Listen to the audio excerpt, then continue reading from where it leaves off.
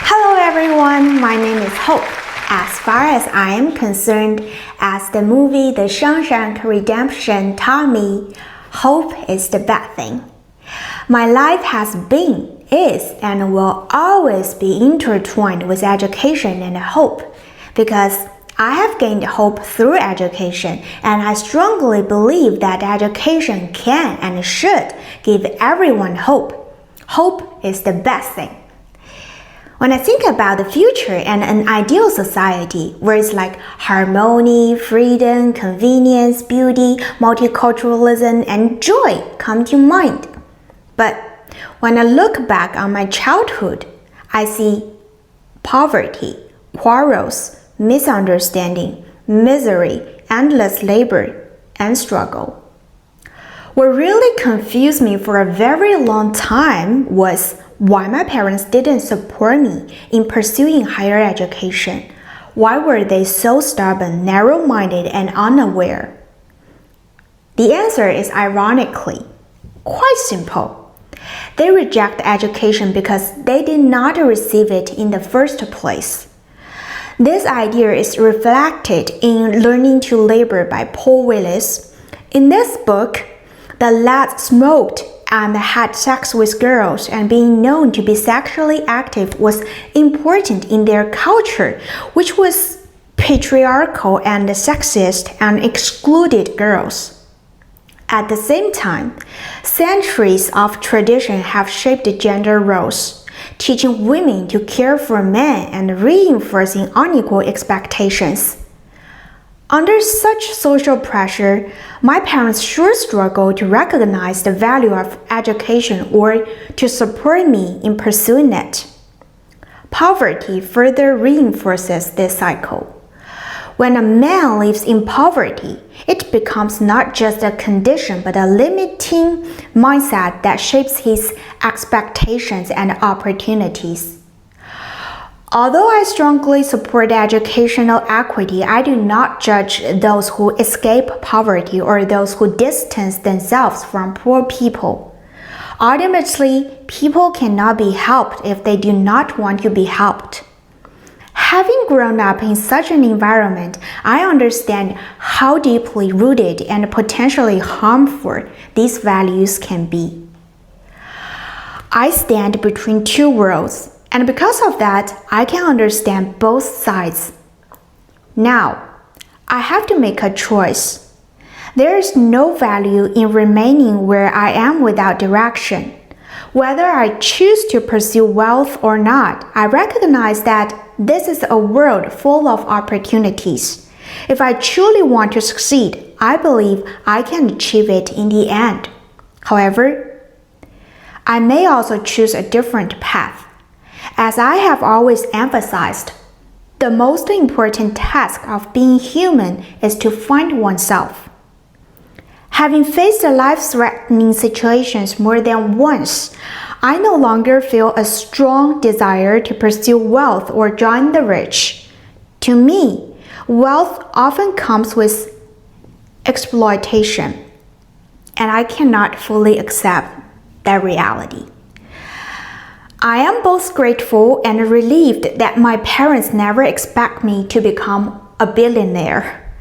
The reason I have chosen education is that I believe it can and should teach people empathy and goodness. Education gives us hope, and hope is the best thing. Talking about dreams is easy, but achieving them is much harder. How can I ask you to pursue the life I am pursuing? When I tell my friends that I'm going to apply to Stanford University, they ask, "Who's going with you?" And I answer, "Who would choose a path that goes against comfort and wealth? Who would give up power? Who would willingly endure this mental struggle?" They say, "You." I assure you, choosing yourself is far harder than simply agreeing with others. I can't fully explain how everything happened to me, but I have tried my best to protect the deepest innocence within me. The course of my life always changed in a single moment. When others complain about equality and equity, I have learned to respond with gratitude and resilience. And learning is a journey filled with mistakes. Equality means giving everyone the same support. Equity means giving different kinds of support so that everyone can have equal access to the game. Education has taught me another answer. Even if I cannot give you more support, I can show you how to cut the box into different pieces and stack them together to build a higher stage so that you can see further. But there is a premise. You must be brave. Standing on a higher but thinner stage can be dangerous, yet we should never take hope away from anyone. On March the 10th, I joined a webinar held by Stanford University. My question was selected: how can we make relational infrastructure more equitable so that low-income and marginalized communities have equal access to it? I believe I have found my own answer. We should teach children to display themselves, show empathy, do their best in every situation, and remain confident. We must also ensure that they get enough physical exercise and adequate sleep. In China, there's a saying, 寒门难出贵子, which suggests that success is rare for those from disadvantaged backgrounds.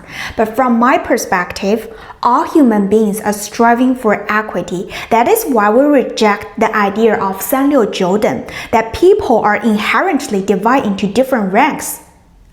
However, as Paulo Freire once observed, during the early stages of struggle, the oppressed often do not seek liberation.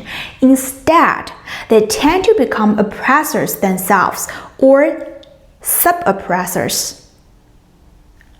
True freedom should never come at the expense of others. Therefore, I suggest that we should not advocate the idea of 寒门出贵子. It is too easy to lose oneself under such pressure. Instead, I believe education should always leave room for opportunity. We do not need to be extremely wealthy, but we do need to live healthy and fulfilling lives. One dangerous message in the Chinese education system is this: if you make one wrong step, you're wrong forever. But what I want to tell you is, no. Although I may not pursue my PhD in China, it is still possible for me to earn an opportunity at Stanford University. And even if I fail, which I do not believe I will have no regrets, because I know I am doing something I truly love and something I am willing to devote myself to. I mean no offense, but this highly selective system often teaches us to compete by taking others' boxes in order to stand higher. I believe true education should teach us to rebuild those boxes and to rise with courage. I also believe that good education takes time. No one can experience our lives or feel our emotions for us. Never give up on education. Be a good person. Believe in equality and equity. Protect our planet. Hope I can bring you hope.